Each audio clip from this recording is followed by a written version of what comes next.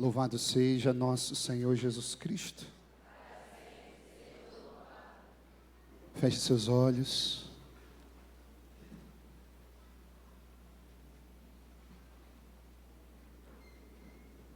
Yahvé,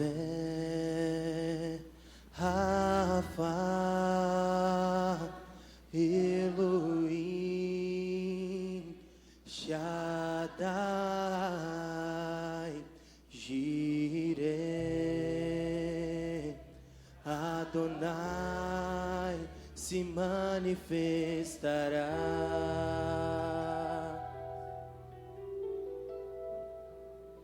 Yahvé,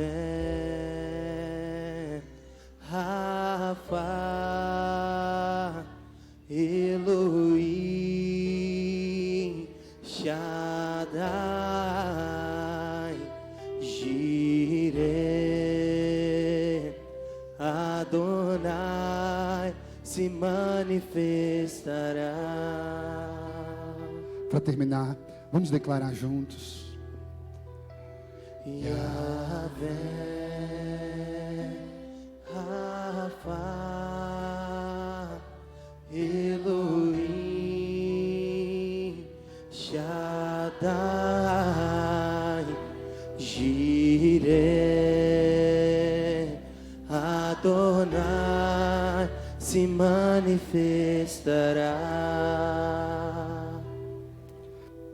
Queridos, hoje nós celebramos uma festa muito importante, uma solenidade dentro da igreja, que é a vida de dois apóstolos, duas colunas da igreja, que são fundamentais para o entendimento daquilo que é a nossa identidade cristã, católica.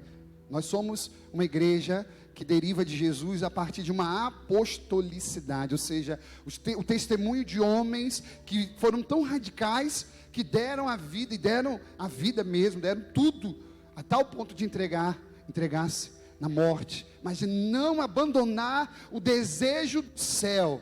Você sabe que hoje no mundo atual, a gente recebe tantas influências, e a minha maior preocupação, por exemplo, com relação à juventude, é que uma grande mídia, ou pessoas que são capazes de influenciar, às vezes as pessoas não têm os critérios, às vezes existem de fato muito mais uma propensão para ser politicamente correto ou aceito, e aí se faz tudo em nome disso, e se esquece aquilo que é essência, que é fundamento, aquilo que é virtude, aquilo que é santidade.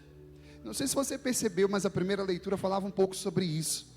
A Bíblia diz que aquelas autoridades, depois de dar uma surra nos apóstolos, o que a Bíblia diz? Eles perceberam que aquilo agradou o povo, e aí eles fizeram pior, foram prender o apóstolo Pedro. A gente não vive numa situação diferente. Hoje existe uma grande mídia que leva a galera toda, de modo geral, para o precipício, e a gente sabe disso. Às vezes é tão patético tudo que a gente está vivendo, que as pessoas não têm critérios e vão postando, e vão repostando, e vão vivendo uma verdade, entre aspas, que a gente sabe que não é verdade. A gente sabe que não é verdade aquilo. E querem fazer com que cada vez mais a gente possa engolir aquilo como se tivesse tudo normal. E às vezes o certo é visto como errado, e o errado é visto como certo.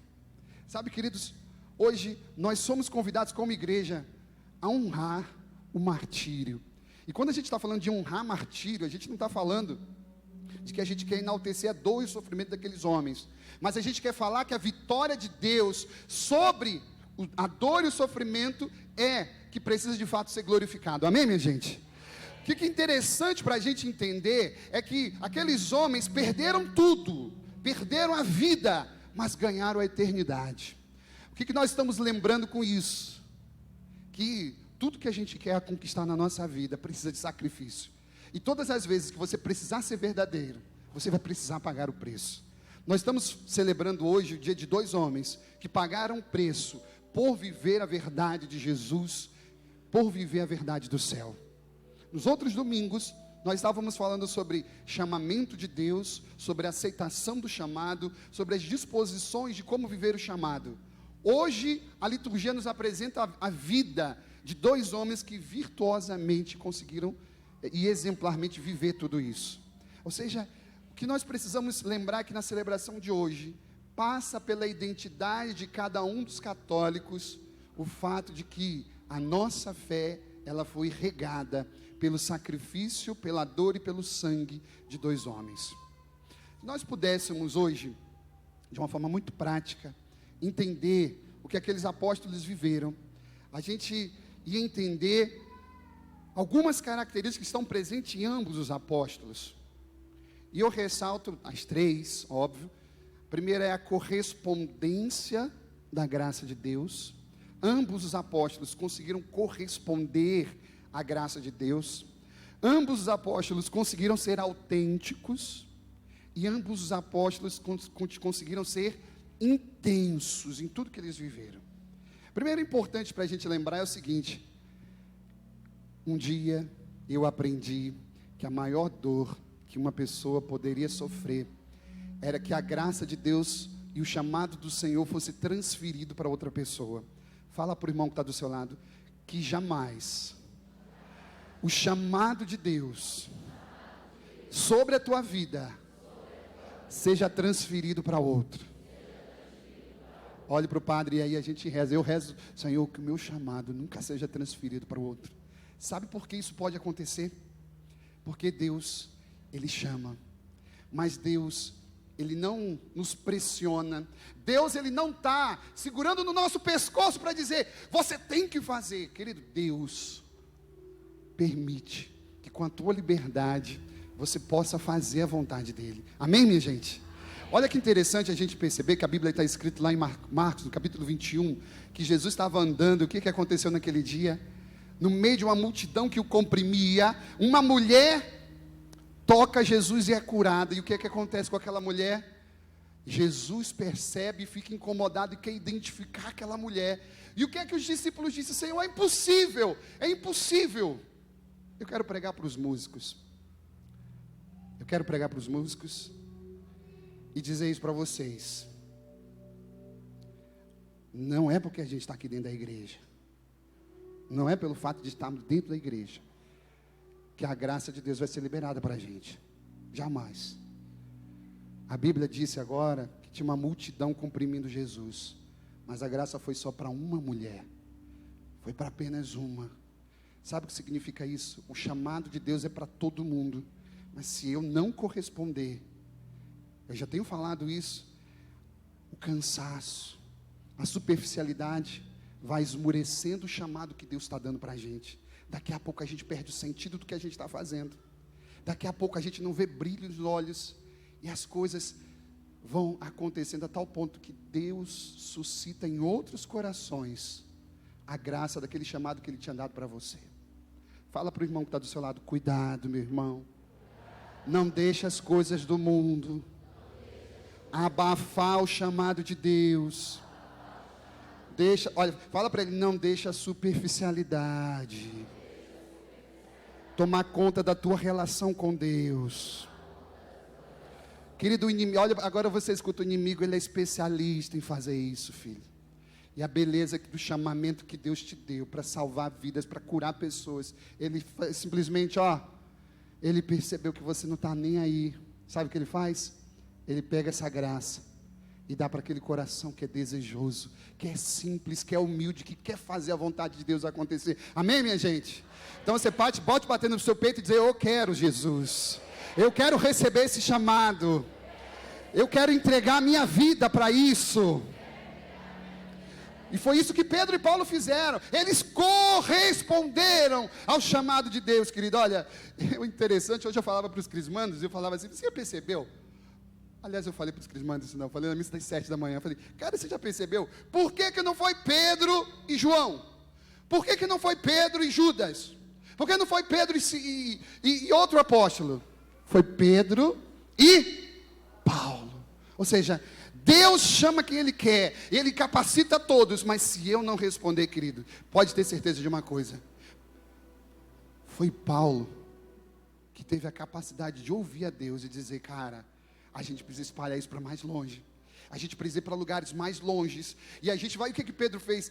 Pedro foi abençoando, Pedro foi como aquela dimensão mesmo de autoridade, sabendo que era de Deus, e vai mesmo, e foi enviando, e Paulo foi conquistando todos os povos, Paulo foi formando comunidade, Paulo foi escrevendo cartas, foi pastoreando, sabe, queridos irmãos, Deus está suscitando no nosso meio, pessoas também que queiram fazer isso, pessoas que não se cansam de amar, pessoas que não se cansam de fazer o bem, de cuidar de pessoas, de fazer o reino de Deus crescer, amém, minha gente? Senhor, que esse chamado nunca seja transferido para outra pessoa. Jesus, que o meu chamado não seja transferido. Por isso eu quero corresponder à tua graça. Segundo, autenticidade. Minha gente, olha, a coisa mais bonita de Pedro é que ficou registrado no Evangelho, nos Evangelhos, a fraqueza daquele homem.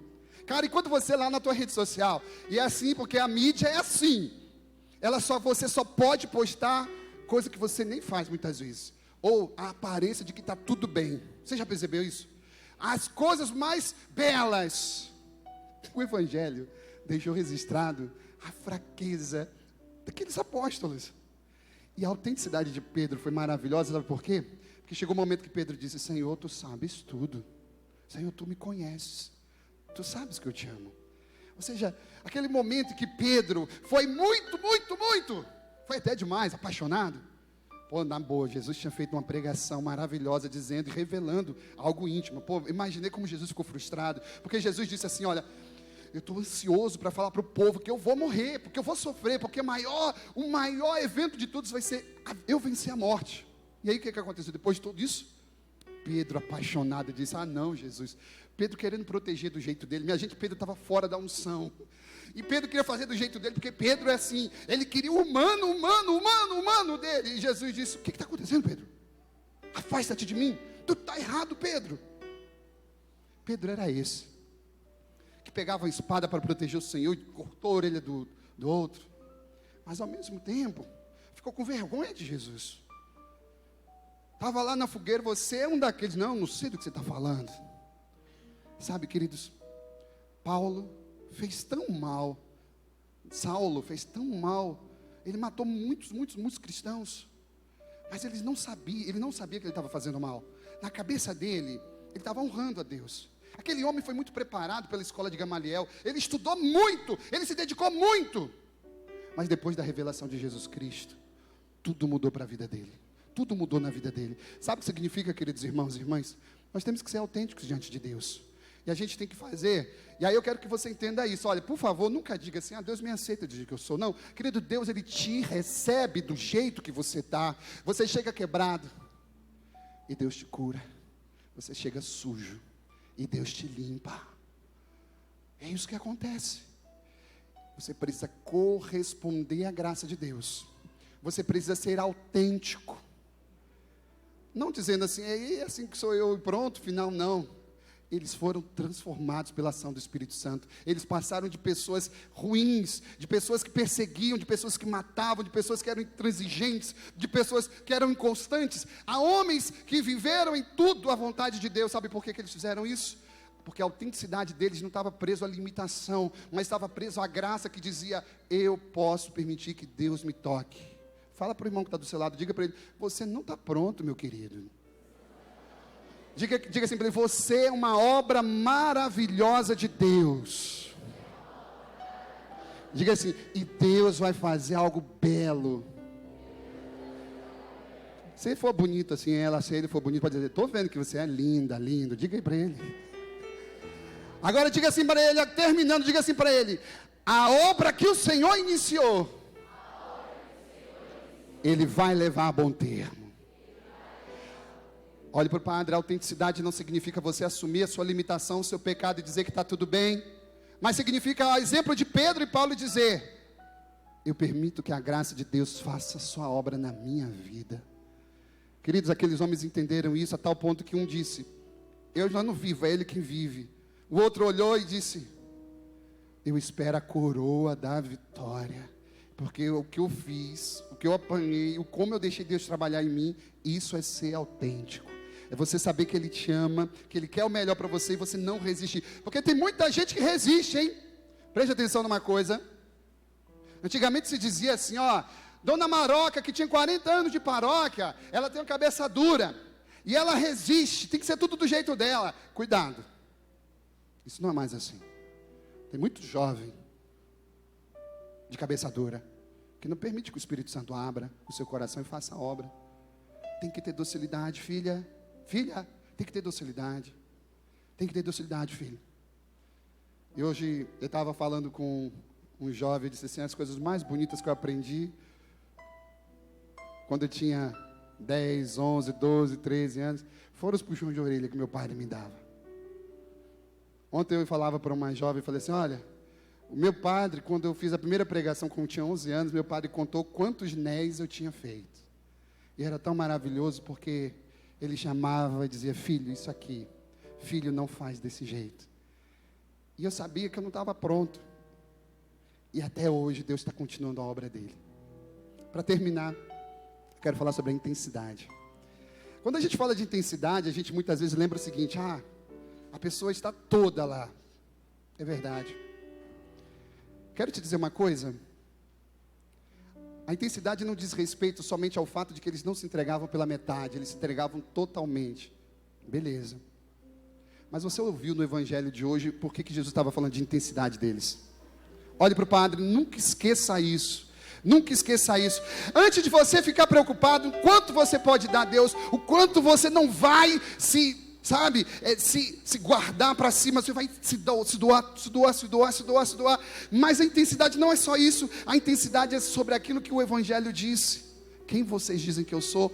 Jesus ouviu uma resposta que Jesus chega a ter uma tremidinha de felicidade. O que aconteceu? Pedro falou certo. Só que a resposta não era só certa porque Pedro falou certo. Qual era interessante? O que foi interessante? Pedro, tu teve uma revelação de Deus.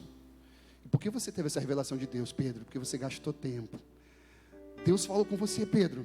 Você gastou tempo com Deus, você foi buscar o Senhor no monte, você foi orar ao Senhor. Não foi homem nenhum que te revelou isso. Sabe, querido, se você quer ser intenso para as coisas de Deus, você tem que buscar primeiro o Senhor, porque Deus só revela os seus segredos àqueles que são íntimos. Deus nunca diz nada àquele que passa de qualquer jeito, aquele que se esbarra e simplesmente faz uma genuflexão lá na igreja. Não, Deus só revela os seus segredos àqueles que são íntimos.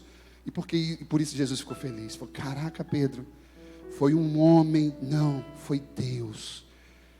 Eu estou muito feliz. Por que você fez isso? Você serve para liderar a minha igreja. Sabe, querido, se você quer ser intenso, você quer gastar tempo com Deus, você quer servir a Deus, você quer salvar a Deus, as almas para Deus, gasta tempo com Ele. Escuta as revelações de Deus. E isso sim é intensidade. Isso sim é intensidade. Foi isso que Paulo também viveu toda a sua vida. A Bíblia diz que aquele homem teve uma experiência com Jesus. Ele não foi formado os 3 anos por Jesus, mas no caminho ele ouviu a Jesus. E aquela revelação mudou tudo. Você imagina você ter uma estrutura de vida. Olha para o padre, você tem tudo pronto. E tudo foi mudado por causa de um encontro, por causa de uma revelação. Quanto que Deus está revelando para o teu coração? Quanto que você está ouvindo o Senhor? É a partir daí que você vai conseguir de fato ser eficaz em tudo que você faz. E acima de tudo, você vai conseguir ser intenso, doando a sua vida. A intensidade da vida não significa doar simplesmente tudo. A intensidade da vida não significa, eu não vou me doar, eu vou dar a sua meta. Não. Significa eu estar diante de Deus, eu recebi a revelação de Deus. E a partir daí eu tenho algo para dar para as pessoas. Senão, querido, o teu trabalho vai ser em vão. O teu ministério não tem fruto. Não vai ser tudo bonito, mas os frutos não aparecem. Ou seja, a revelação de Deus é o primeiro ponto. A partir daí, tudo que eu fizer aí, sim, toda entrega vai ser de fato a intensidade que você precisa dar. Padre, por que a gente precisa refletir sobre esses pontos? Porque se eu não corresponder à graça de Deus, eu não progrido na minha vida espiritual. Porque, queridos irmãos e irmãs, se eu não for autêntico e permitir que a graça de Deus mude quem eu sou, nada feito. Queridos, tem muita gente boa que podia dar 100%, mas pela preguiça espiritual, pela falta mesmo de conhecimento, pela falta de busca das coisas de Deus, não está dando o seu melhor. Entenda isso. Se você quer ser autêntico, autenticidade não significa eu falo mesmo, eu falo que eu penso. Isso é bobagem, gente. Sabe o que é autenticidade? É você permitir que Deus transforme seu coração. É você ser transfigurado e ser como Ele é. E a tua intensidade, a tua entrega de vida total vai se dar quando você simplesmente estiver com Ele, ouvir a revelação dEle. Aí você vai ter alguma coisa para fazer pelo outro. Eu abençoo o seu coração, abençoo essa mensagem, para que você nunca deixe que Deus transfira para outro o chamado que Ele te deu. Amém, querido? Que Ele nunca faça isso, pela tua indisciplina, pela tua falta de correspondência, pela tua preguiça espiritual. Eu abençoo o seu coração.